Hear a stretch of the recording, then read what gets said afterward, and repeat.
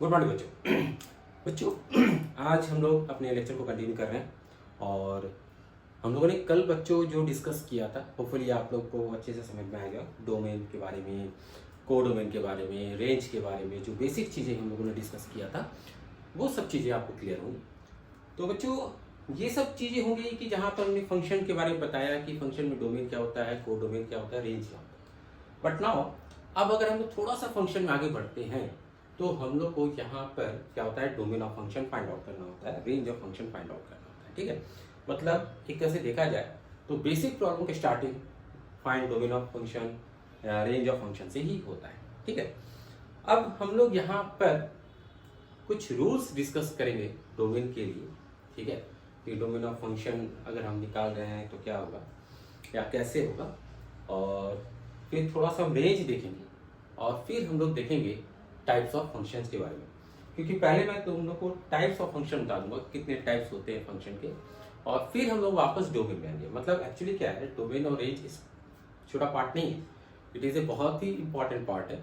इसलिए हम लोग को हर एक डिफरेंट डिफरेंट फंक्शन के लिए जो है डोमेन कैसे निकालना है या रेंज कैसे निकालना है, इस चीज़ को हम डिस्कस करेंगे। ठीक है, तो आज हम लोग क्या करते हैं कि थोड़ा सा पहले क्या डिस्कस करते हैं डोमेन के बारे में, कि डोमेन क्या है।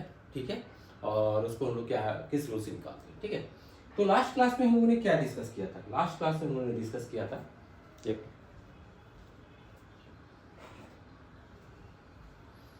कि भाई डोमेन क्या होता है। ठीक है, आज हम लोग डिस्कस करेंगे कि अगर किसी फंक्शन का डोमेन निकालना है तो उसके क्या रूल्स है बच्चों, हम लोग क्या क्या चीज़ें यूज करते हैं डोमेन फाइंड आउट करने में। ठीक है, तो यहाँ पर हम डिस्कस करते हैं रूल्स फॉर फाइंडिंग डोमेन। ठीक है बच्चों, तो भाई हम लोग अब देखते हैं कि किसी फंक्शन का डोमेन निकालना है तो कैसे निकालें। तो सबसे पहले एक बात ध्यान रखो कि किसी फंक्शन का जब डोमेन निकालने जा रहे हो तुम्हें फंक्शन दिया जाएगा, मतलब वो रूल दिया जाएगा जिस रूल के अकॉर्डिंग सेट ए का एलिमेंट सेट बी से जुड़ा हुआ है। जैसे fx equal to 2x plus 1, fx equal to root over X plus 1, fx equal to 1 upon X square minus 1। तो ये आपको दिया जाएगा। ठीक है, ये क्या है, ये हम लोग को बता रहा है रूल जिससे सेट ए का एलिमेंट सेट बी के एलिमेंट के साथ जुड़ रहा है, और उसके बाद आपको बताना है कि डोमेन क्या होता है। और जैसे मैंने आपको बताया था कि जो बेटा डोमेन होता है वो फंक्शन पे डिपेंड करता है कि हम लोग का फंक्शन कैसा है, हम लोग का ऑपरेटर क्या है। ये मैंने लास्ट क्लास में बताया था कि जो भी आप इनपुट देते हो वो इनपुट अगर ऑपरेटर के अकॉर्डिंग है तभी वो एक्सेप्ट होगा, अदरवाइज नहीं। इसका मतलब हम जो भी बात कर रहे हैं कि हम लोग का डोमेन क्या है बच्चों, तो डोमेन एक्चुअल में डिपेंड किस पे करेगा, फंक्शन पे करेगा। ठीक है, और क्या क्या चीजें हम ध्यान में रखेंगे किसी फंक्शन के डोमेन निकालने में, इसकी अगर हम बात करें तो हम यहाँ पर देखते हैं कि इसमें दो रूल्स हैं। ठीक है, उसको मैं बता रहा हूँ। पहला रूल ये है कि अगर हम कभी भी डोमेन की बात करें तो आप कैसे सोचो कि एस को यही होना चाहिए। तो एक बात ध्यान रखो, हम ये सोचते हैं कि कब अगर हम इनपुट डालेंगे तो आउटपुट रियल नहीं होगा, ये सोचो। मतलब हम ये सोचने के बजाय कि हम क्या क्या इनपुट करते जाए जैसे फंक्शन डिफाइंड हो, हम ये सोचते हैं कि भाई क्या डालने से फंक्शन डिफाइंड नहीं हो रहा, फंक्शन हम लोग का एक्सेप्ट नहीं कर रहा, हम इस चीज को देखते हैं। ठीक है, तो दो ऐसे सिचुएशन हमने अक्सर मिलते हैं जहां पे फंक्शन हमको डिफाइंड नहीं होता। आगे हालांकि जब टाइप ऑफ फंक्शन पढ़ेंगे तो वहां पर और भी केसेस होंगे, लेकिन फिलहाल ये दो बेसिक रूल है जो अभी काम करेंगे। आगे तो आपको टाइप ऑफ फंक्शन में और भी चीजें मिलेंगी। ठीक है, तो सबसे पहले हम ये देखते हैं कि अगर कोई भी फंक्शन हम ले रहे हैं, ठीक है, और वो फंक्शन मेरा इस तरह से डिफाइंड है कि हम लोग यहाँ पर इस तरह से, अब ये जो मैंने लिखा है तो आपको कंफ्यूजन हो सकता है, एफ एक्स इक्वल टू आप एक्स प्लस 1 लिखते थे क्योंकि यहाँ पर एफ रूट और एफ एक्स क्यों लिखा। तो बच्चों मैं आपको बता दूं कि F X no doubt function of X है, और वो कुछ भी होगा तो आप उसको रूट के अंदर ले। ठीक है, for example root under X plus one, root under X square minus one, root under X plus one by X. ठीक है, तो ये जितने भी फंक्शन मैंने डिफाइन किए सब क्या है, स्क्वायर रूट फंक्शन है। ठीक है, क्या है, स्क्वायर रूट फंक्शन है। तो मैं यहाँ बात कर रहा हूँ इसी टाइप की फंक्शंस की जो स्क्वायर रूट फंक्शन, इस बात को ध्यान रखें। ठीक है, तो हम लोग अगर इसका डोमेन निकाल रहे हैं कि स्क्वायर रूट फंक्शन का डोमेन निकालो, तो आपको करना क्या है, then domain will be values of x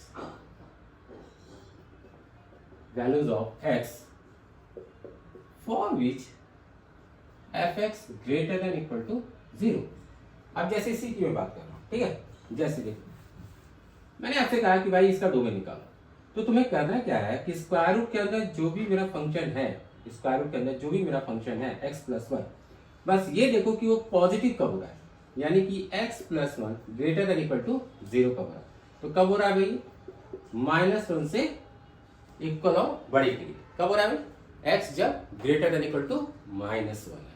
तो यही जो हमने निकाला यही मेरा डोमेन हो गया। मतलब आपको यहाँ पर ये सोचना है कि हम x की कौन सी वैल्यू पुट करें जिसके लिए अंदर वाला जो फंक्शन है बेटा वो मेरा या तो पॉजिटिव हो या तो जीरो, लेकिन नेगेटिव ना हो। तो हम क्या करेंगे, हम इसको जो अंदर वाला फंक्शन है इसको greater than equal to zero लेंगे और फिर वहां से x की वैल्यू निकालें। बहुत ही सिंपल सा तरीका है, अंदर वाले फंक्शन को greater than equal to zero ले लेना और फिर वहां से x की वैल्यू निकालना। जो भी x की वैल्यू आएगी वही मेरा डोमेन डिफाइन कर देगा। बहुत ही सिंपल सी चीज है, माइंड में सेट कर लो। कभी भी स्क्वायर रूट फंक्शन डिफाइंड कभी होता है जब उसके अंदर वाला function greater than equal to zero. तो बस आपको इसी बात को ध्यान में रखना है कि हम x की वो वैल्यू निकाल लें जिसके लिए अंदर वाला फंक्शन पॉजिटिव हो। तो ये हो गया पहला रूल। दूसरा रूल है 1/fx। ठीक है, अब 1/fx की बात करें तो जैसे देख लो यहाँ पर 1/x माइनस वन। ठीक है, अब मैंने कहा कि 1/fx का डोमेन निकालना है, तो इसका जो डोमेन होगा then domain will B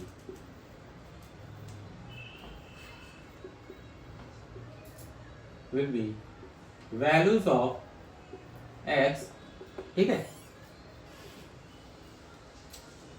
for which fx don't equal to zero. मतलब यह है कि अगर मैं कभी भी डिनोमिनेटर फंक्शन की बात करूं, अगर मैं कभी भी इस टाइप के फंक्शन की बात करूं तो तुम्हें बस सोचना यह है कि हम x की कोई भी ऐसी वैल्यू न लें जिसके लिए डिनोमिनेटर जीरो, मतलब मेरा पूरा का पूरा फोकस डिनोमिनेटर पे है कि डिनोमिनेटर को जीरो नहीं करना है। ठीक है, क्योंकि अगर डिनोमिनेटर जीरो हो गया तो मेरा फंक्शन जो होगा ओवरऑल वो अनडिफाइंड हो जाएगा बेटा, मतलब 1/fx डिफाइंड नहीं हो पाएगा। तो तुमको जब भी इस टाइप का कोई फंक्शन मिलेगा तो उसमें बस क्या करना है, डिनोमिनेटर जीरो ना हो वो x की वैल्यू लेनी है। अब सॉल्व कैसे करेंगे, तो जैसे मान लो तुम्हारा फंक्शन है 1/x माइनस वन, इसका डोमेन निकालना है, तो x माइनस वन कब जीरो नहीं होगा, ये देखो x मेरा वन को छोड़कर आप कोई भी वैल्यू ले लो एक्सेप्ट वन, x की कोई भी वैल्यू ले लो एक्सेप्ट वन, तो मेरा फंक्शन जो है, ठीक है, वो डिफाइन हो रहा है क्योंकि उसका डिनोमिनेटर जीरो नहीं हो रहा है। इस बात को हमें ध्यान रखना होता है। तो अब जैसे जैसे हम आगे बढ़ेंगे बच्चों, वैसे वैसे मैं आप लोग को रूल समझाते जाऊंगा, कॉन्सेप्ट समझाऊंगा कि कैसे डोमेन निकालना है, क्योंकि देखो एक ही रूल हर जगह काम नहीं करेगा। मैं आपको बता दूं बेटा, क्लास 11th में हम लोग जो पढ़ते हैं, ठीक है, अलजेब्रा पार्ट पढ़ते हैं, कोऑर्डिनेट पढ़ते हैं, ट्रिग्नोमेट्री पढ़ते हैं, जहाँ पे फॉर्मूलाज होते थे और उस फॉर्मूला का यूज करके हम लोग आंसर निकालते हैं। लेकिन बेटा कैलकुलस जो है ना, इट इज ए कॉन्सेप्ट, मतलब ये पूरा का पूरा जो चैप्टर है, ये जो हम लोग का पार्ट है, it is based on concepts.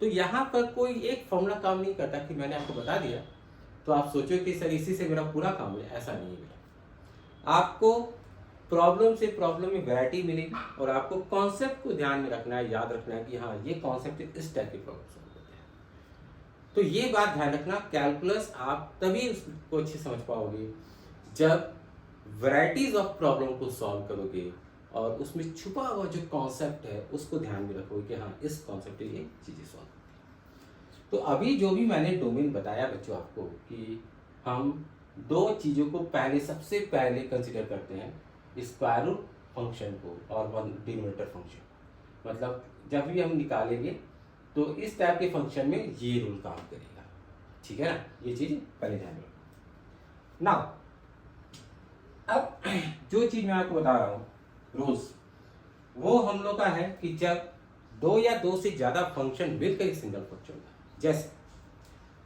अगर मैं बात करूं x plus root over x minus one या sine x plus one upon x plus, आपको क्या लग रहा है? यहाँ पे तो आपको लग रहा है कि सर हर जगह x है, ठीक है, लेकिन बेटा अगर ध्यान से ऑब्जर्व करो तो ये मेरा जो फंक्शन है और ये फंक्शन अलग है, क्योंकि ये स्क्वायर रूट फंक्शन है ना, जो अभी हमने डिस्कस किया हुआ स्क्वायर रूट फंक्शन है, और ये हम लोग का सिंपल एल्जेब्रिक फंक्शन है। तो ये दोनों अलग फंक्शन हो गया, sine x plus one upon x plus one, ये भी दो अलग फंक्शन हो गया। या आपको कभी मिल जाएगा लॉग एक्स, ठीक है, और one upon two X minus one plus root over X. तो यहाँ पर देखो तीन अलग अलग फंक्शंस हैं, है ना। तो अगर कभी ऐसे फंक्शंस का डोमेन निकालना है जहां पर दो या दो से ज्यादा फंक्शन ऑपरेटेड है तो आप हो सकता है वो एडिशन में हो, डिवीजन में हो, सब्ट्रैक्शन में हो, किसी भी टाइप में हो, तो वहां पर डोमेन कैसे निकालते हैं, ठीक है। तो उसका तरीका मैं आप लोगों को बता दे रहा हूँ।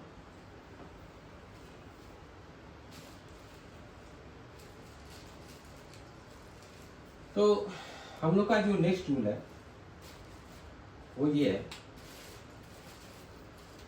कि जैसे अगर मान लो हम लोग का फंक्शन डिफाइंड है कुछ इस तरीके से, f(x) equal to f(1x), f(2x), f(3x) इस तरीके से, ठीक है। और इस f(x) का डोमेन निकालना है और ये सारे छोटे छोटे फंक्शन है जिनको जोड़कर हमने ये फंक्शन बनाया है। तो सबसे पहले क्या करना है कि तुम्हें इस फंक्शन का डोमेन निकालना है। मान लो वो D1 है, ठीक है। अक्सर हम लोग डोमेन को कैपिटल D से ही रिप्रेजेंट करते हैं, ठीक है। f(1x) के लिए डोमेन D1 है, f(2x) के लिए D2 है, f(3x) के लिए D3 है, ठीक है। तो f(x) का जो डोमेन होगा बेटा, यहाँ पर f(x) का जो डोमेन है D, वो होगा D equal to D1 intersection D2 intersection D3 intersection D। मतलब कि अगर मेरा कोई फंक्शन, ठीक है, डिफाइंड है दो या तीन फंक्शन के एडिशन या सब्ट्रैक्शन से, तो आपको करना क्या है, उन सभी का अलग अलग डोमेन निकालना है और फिर उनका इंटरसेक्शन लेना है, ठीक है। और इस तरीके से हम लोग का डोमेन है। अभी मैं एग्जांपल भी डिस्कस करूंगा, ठीक है। ये हो गया फर्स्ट रूल। सेकेंड है कि अगर मान लो हम लोग का जो फंक्शन है वो कुछ मल्टीप्लिकेशन फॉर्म में है इस तरीके से, ठीक है। उसी तरह से यहां भी हर एक डोमेन निकाल लेते हैं, D1 D2 D3, है ना। और ये मान लो इस फंक्शन का डोमेन है, तो हम लोग का जो D होगा वो बेटा यहाँ भी सभी के इंटरसेक्शन से आएगा। मतलब जितने भी फंक्शन मल्टीप्लिकेशन में है उन सभी का आपको क्या करना है, डोमेन निकालना है और फिर इंटरसेक्शन ले लेना है, जो भी इंटरसेक्शन है वो फाइनल ऐसा, ठीक है। एंड लास्ट थर्ड कि अगर मान लो हम लोग यहाँ पर डिवीजन में कुछ फंक्शन ले रहे हैं, जैसे f(1x), f(2x), f(3x), ठीक है। मान लो ये f(3x) हो गया, फिर f(4x), f(5x) और s(6x), ठीक है। ये कुछ फंक्शन डिविजन्स में। तो जब यहाँ भी आप डोमेन निकालोगे, ठीक है, तो इसमें दो चीजों को बस ध्यान रखना है कि जो मेरा डोमेन होगा, देन डोमेन डी जो होगा, नो डाउट सभी का इंटरसेक्शन होगा। हर एक फंक्शन का क्या होगा? इंटरसेक्शन होगा। लेकिन एक बात और भी ध्यान रखना है कि हम x की कोई भी ऐसी वैल्यू ले लेंगे जिसके लिए डिनोमिनेटर 0 होगा, ठीक है। यानी कि एंड हम लोग क्या करेंगे, f4x, ठीक है, f5x, f6x, ये कोई भी जो है फंक्शन 0 नहीं होना चाहिए। यानी कि अपने डोमेन में से हमें उन सारे पॉइंट को भी हटाना है जिसके लिए f4, f5, f6 क्या हो रहा होगा? 0 हो रहा। बहुत ही छोटी सी चीज़ है, लेकिन अक्सर हम मिस्टेक कर देते हैं, ये सब चीज़ों को हम इग्नोर कर देते हैं। लेकिन बेटा ये इग्नोर नहीं करना है, क्योंकि अगर f4 या f5 या f6 0 हो जाए तो पूरा का पूरा फंक्शन को ही वो अनडिफाइंड होना है। इस वजह से हम लोग को यहाँ पर जो है, ठीक है, इस बात को ध्यान रखना है कि हम लोग चीज़ों को इस तरह से कैसे करें, ठीक है। तो ये हो गया जो 3 रूल्स मैंने अभी बताए। इसमें बहुत सारे फंक्शन जब एक साथ आते हैं तब काम करते हैं। अब कुछ हम लोग बेसिक प्रॉब्लम डिस्कस करते हैं डोमेन के, ठीक है, और फिर हम लोग यहाँ पर टाइप्स ऑफ फंक्शन को डिस्कस करते हैं। तो पहले तो नोट कर लो, इसको नोट कर लो, उसके बाद हम लोग आगे बढ़ते हैं।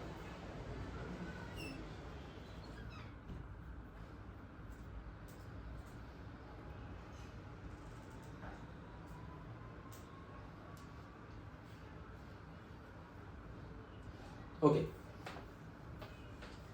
तो अब हम लोग प्रॉब्लम्स में आते हैं।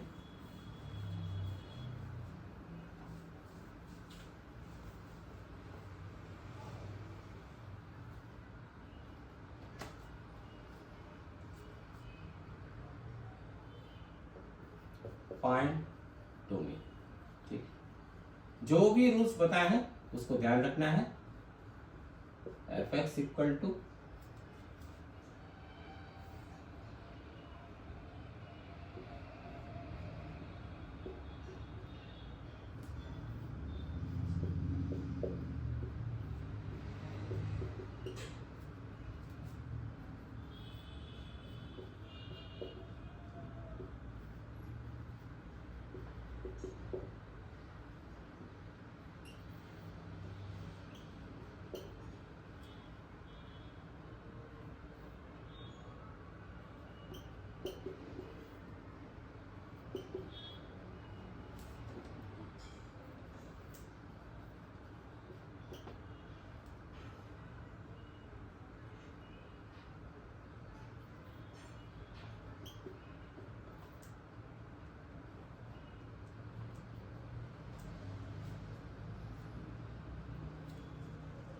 तो पहले ये 5 प्रॉब्लम हम लोग डिस्कस करते हैं बच्चों, ठीक है, एक एक करके डोमेन निकालने वाला काम। तो जो चीज मैंने बताया है पहले उसको ध्यान रखना है, उसी बेस्ट है। जैसे पहला क्वेश्चन है कि स्क्वायर रूट ऑफ x + 4, इसका डोमेन का। तो बच्चों जब हम इस तरह के फंक्शन का डोमेन निकालेंगे तो हमें ध्यान क्या रखना है? हमें ध्यान रखना है कि स्क्वायर रूट के अंदर जो फंक्शन है उसको हमेशा ग्रेटर देन इक्वल टू 0, यानी कि हमें क्या ध्यान रखना है कि इससे ग्रेटर देन इक्वल टू 0 रहना। तो जो डोमेन निकालेंगे क्या करेंगे, x + 4 को ग्रेटर देन इक्वल टू 0 लेंगे और इसको सॉल्व करके यहाँ पर x का रेंज। तो ये जो x की रेंज आएगी एक्चुअल में ये बन जाएगा डोमेन। क्या बन जाएगा? डोमेन ऑफ फंक्शन, ठीक है। बहुत ही सिंपल सी चीज है। स्क्वायर रूट के अंदर जो फंक्शन है हम उसको ग्रेटर देन इक्वल टू 0 करेंगे और वहां से जो x की वैल्यू आएगी वो डोमेन। नेक्स्ट, ये मेरा डिनोमिनेटर फंक्शन है और मैंने आपको तो बताया था कि डिनोमिनेटर फंक्शन जो है बेटा उसमें डिनोमिनेटर कुछ 0 नहीं होना चाहिए। तो हम लोग क्या करेंगे कि x² - 4 को डोमेन इक्वल टू 0 लेंगे। मतलब x की कोई भी ऐसी वैल्यू नहीं लेनी है जिसके लिए डिनोमिनेटर 0 हो। तो यहां से हम जब सॉल्व करेंगे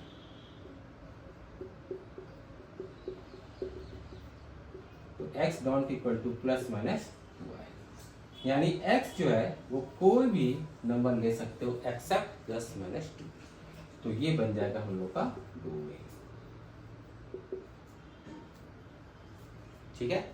नेक्स्ट है डिनोमिनेटर फंक्शन ही नीचे में। तो बेटा यहां पर डिनोमिनेटर के जीरो नहीं होना, यानी कि sine x plus 1 dot equal to 0, यानी कि sine X dot equal to minus. अब मुझे बताओ कि x क्या क्या वैल्यू हम नहीं लेंगे जिसके लिए साइन एक्स माइनस होगा, क्योंकि हम लोग को x की वो सारी वैल्यू हटानी है जिसके लिए साइन एक्स माइनस 1 हो रहा होगा, है ना। वो सारी वैल्यू को हटानी। तो साइन एक्स माइनस 1 कब कब होता है याद करो, 3π/2 पे होता है ना। 2π प्लस 3π/2 पे होता है, 4π प्लस 3π/2 पे होता है। तो इसका मतलब x जो है dot equal to 3π/2, 2π plus 3π/2, 4π plus 3π/2, है ना। तो ये सारी वो वैल्यूज हैं x की जिसपे sin x माइनस 1 होता है। तो ये सारे पॉइंट्स को हमें हटा देना है, तो क्या मिल जाएगा, डोमिनल फंक्शन। तो ये क्या है हम लोग का डोमिनल फंक्शन। तो चूंकि मैंने यहाँ पर ट्रिग्नोमेट्री का इसलिए यूज किया क्योंकि ट्रिग्नोमेट्री हम लोग क्लास 11 में पढ़े थे, थोड़ा बहुत डोमेन के बाद में मतलब कब कब sin x की वैल्यू क्या होती है, इसलिए मैंने इस क्वेश्चन को यहाँ पर डिस्कस किया।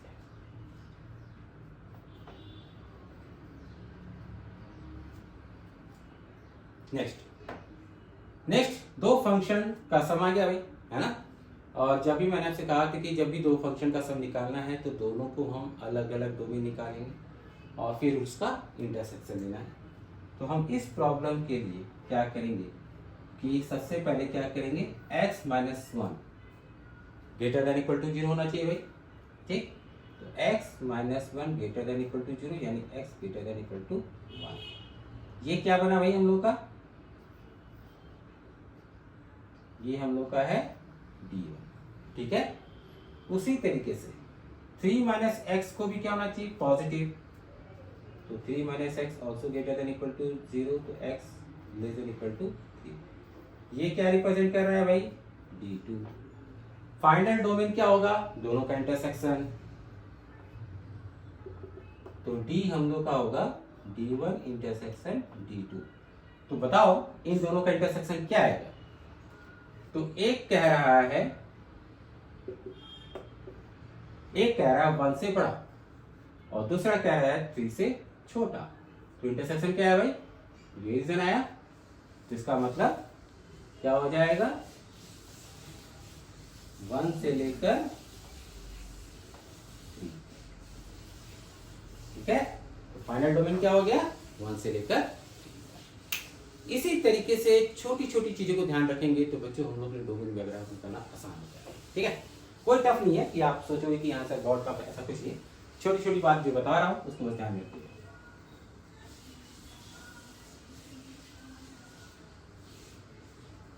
अब नेक्स्ट इसका मैं यहाँ डोमेन निकाल देता हूँ साइड में। तो भाई इसका डोमेन निकालेंगे अलग से, इसका डोमेन निकालेंगे अलग से। तो साइन एक्स का डोमेन क्या होता है भाई, क्या होता है, क्लास 11 में पढ़ा है ना साइन एक्स का डोमेन क्या होता है, बताओ जरा मुझे। साइन एक्स का डोमेन क्या है, सोचो।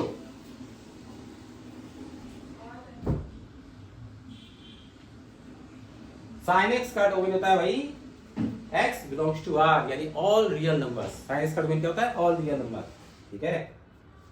तो d1 क्या है यहाँ पर,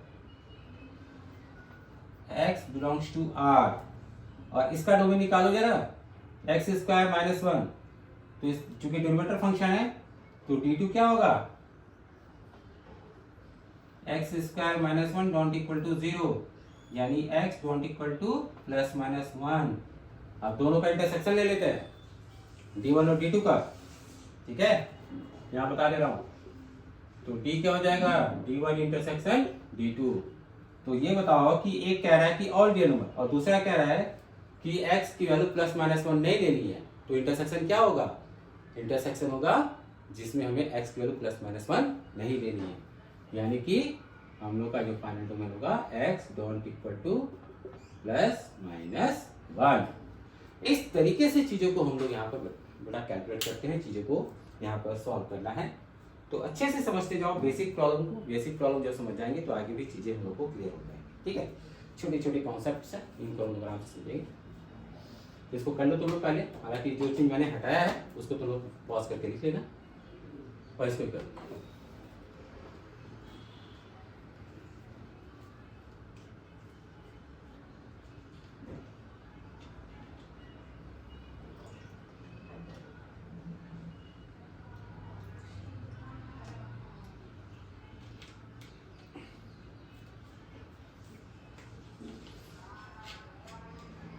ओके, तो यहाँ तक तो हो गई भाई। डोमेन के बारे में बेसिक चीजें हम जान गए कि डोमेन क्या होता है। ठीक है, उसी तरीके से थोड़ा सा बेसिक तुम लोग को रेंज में बता दे रहा हूँ।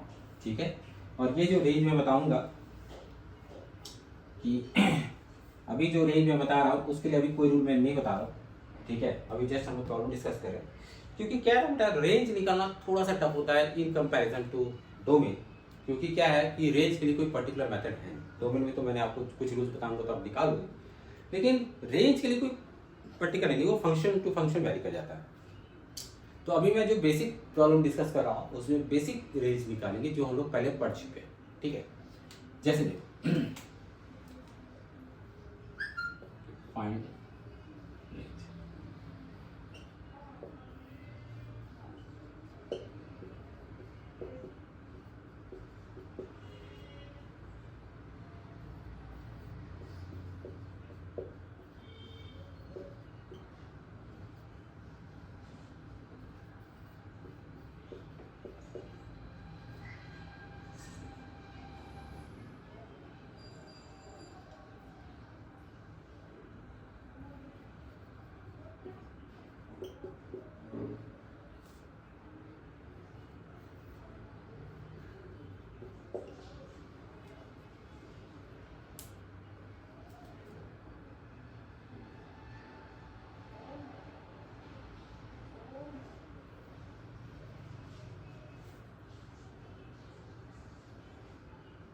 चलो ये कुछ बेसिक पहले प्रॉब्लम डिस्कस करते हैं रेंज के बाद, फिर आगे फिर हम प्रॉब्लम डिस्कस करेंगे रेंज को लेकर।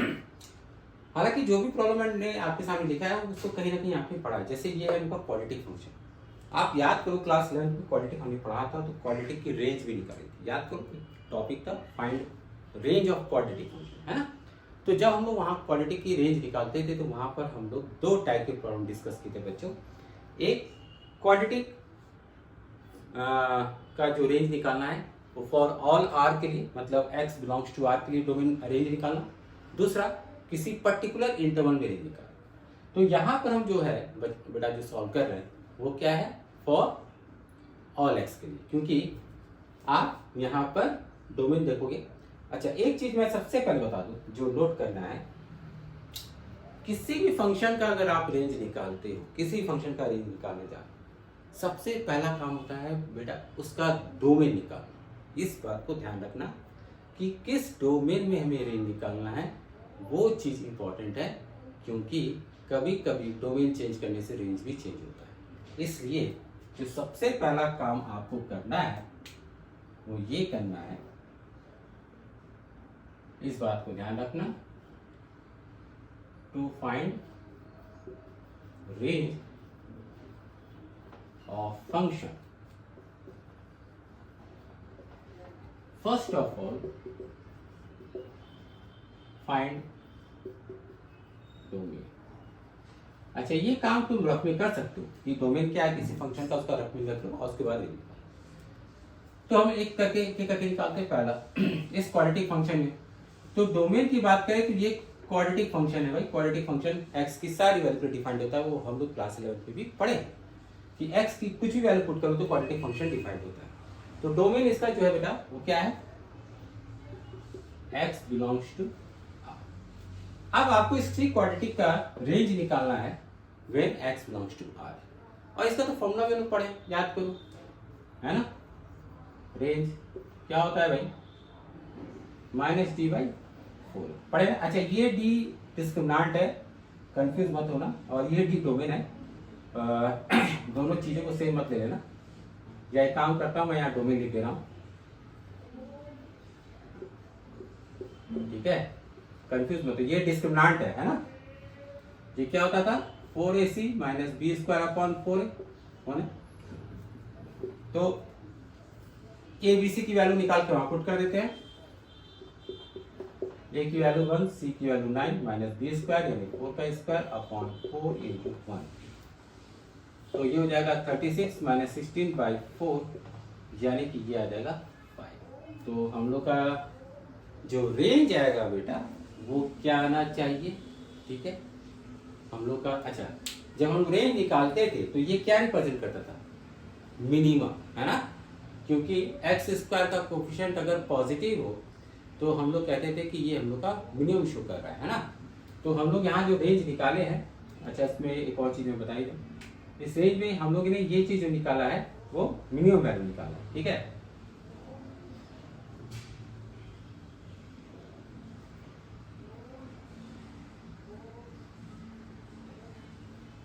मैं इसको थोड़ा सा इस तरह से लिख दे रहा हूँ, ये चीज़ें क्लियर हो जाएंगी।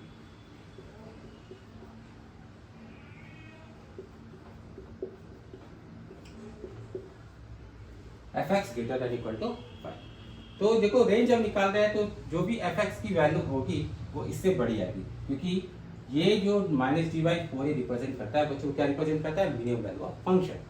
तो हम लोग यहाँ पर मिनिमम वैल्यू निकाल लिए हैं, तो एफ एक्स की जो वैल्यू आएगी वो क्या होगी 5 या उससे बड़ी आएगी। तो हम लोग का रेंज क्या मिला बेटा, 5 या उससे बड़ा मिला। क्लियर, हम चाहे तो इसको इस तरह से भी लिख सकते हैं,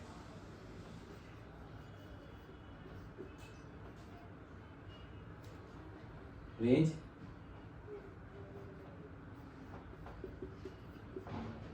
बिलोंग्स टू 5 to, ठीक है भाई, कंफ्यूज नहीं होना, चीजें सिंपल रखो, क्वाड्रेटिक का रेंज जो निकाले तो वही निकालेगा, ठीक है। कुछ second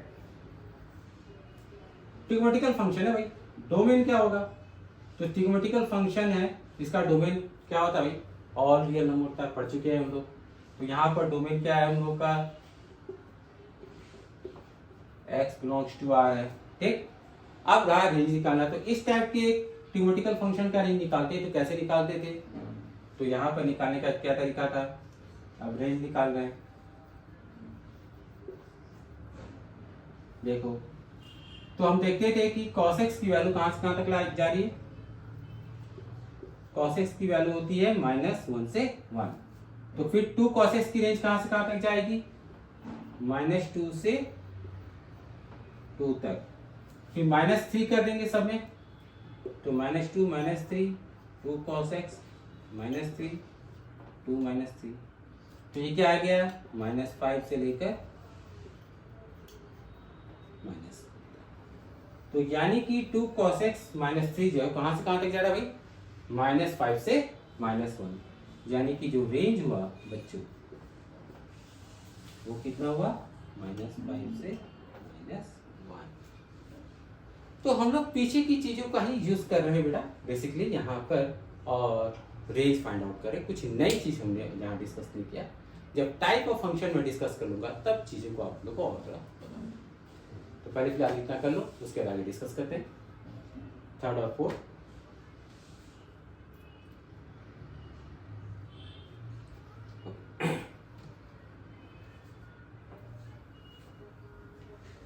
next third question, third problem जो है वो है हम लोग का ट्रिग्नोमेट्रिकल फंक्शन का ही। तो अगर हम देखें ध्यान से तो tan x जो होता है बेटा इसका डोमेन क्या होता है, क्योंकि tan x की अगर हम बात करें तो ये x की सारी वैल्यू डिफाइंड है एक्सेप्ट π/2 के और मल्टीपल्स में, है ना। तो डोमेन तो इसका अगर हम बात करें तो all real numbers except odd multiple of pi, यानी कि जो डोमेन है बेटा वो क्या हो जाएगा, x belongs to r -2n + 1 pi, ये होगा। अब रेंज की बात करें तो एक बात बताओ, tan x का जो रेंज होता है कहां से कहां तक होता है, सोचो। अब रेंज निकालते हैं हम लोग, तो tan x का रेंज कहां से कहां तक होता है, -∞ से +∞।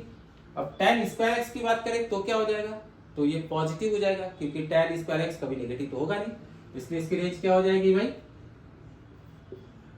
tan स्क्वायर एक्स की 0 से इंफिनिटी, और tan स्क्वायर एक्स प्लस 1 की बात करें तो क्या हो जाएगा भाई, ये 0 प्लस 1 इंफिनिटी प्लस 1, तो ये क्या हो जाएगा, तो tan स्क्वायर एक्स प्लस 1 की जो रेंज आएगी बेटा वो क्या आ जाएगी, 1 से इंफिनिटी। तो यहां पर रेंज क्या आ जाएगा, 1 से। आप चाहो तो इसको इस तरह सोच सकते हो कि 1 प्लस tan स्क्वायर एक्स क्या होता है बेटा, सेक स्क्वायर एक्स होता है, और सेक स्क्वायर एक्स की रेंज क्या होगी, 1 से इंफिनिटी। इस तरह से सॉल्व कर सकते हो, मतलब ट्रिग्नोमेट्री पढ़ चुके हैं तो ये सब चीजें हम अप्लाई कर सकते हैं कि हाँ 1 प्लस tan स्क्वायर एक्स जो है बेटा सेक स्क्वायर एक्स बनता है, हम लोग उस चीज को लिख सकते हैं। फोर्थ क्वेश्चन, डोमेन की बात करें तो डोमेन तो बेटा यहां पर ऑल रियल नंबर होगा except X don't equal to 0, है ना। तो यहां पर हम लोग का domain belongs to R minus 0। अब रेंज की बात करें तो आप ध्यान से ऑब्जर्व करो, आप x की वैल्यू पुट करते हो, ठीक है, पॉजिटिव पुट करते हो तो ये वैल्यू पॉजिटिव आएगी, नेगेटिव पुट करो तो नेगेटिव आएगी, यानी कि रेंज में पॉजिटिव नेगेटिव दोनों है। अब x की वैल्यू अगर तुम 0 से जितना छोटा पुट करोगे, मतलब 0 के क्लोज जितना पुट करोगे, 1 अपॉन टर्म क्या होगा, इंफिनिटी की ओर जाएगा। जैसे x को 0 के क्लोज रखिए तो ये पूरा का पूरा टर्म किधर जा रहा है, इंफिनिटी की ओर जा रहा है। तो इसका मतलब क्लियर है कि ये वैल्यू इंफिनिटी की ओर भी अप्रोच कर रही होगी। सिमिलर वैसे अगर हम 0 से जस्ट छोटी वैल्यू रखें तो ये पूरा का पूरा कहाँ जाएगा, माइनस इंफिनिटी की ओर जाएगा। तो अगर ये माइनस इंफिनिटी जा रहा है इसका मतलब ये पूरी वैल्यू माइनस इंफिनिटी तक भी अप्रोच करेगी। तो इस तरीके से अगर हम रेंज की बात करें, तो रेंज होगा बिलोंग्स टू। अब क्वेश्चन मेरा ये कि ये 0 हो सकता है कि, सोचो क्या ये 0 हो सकता है,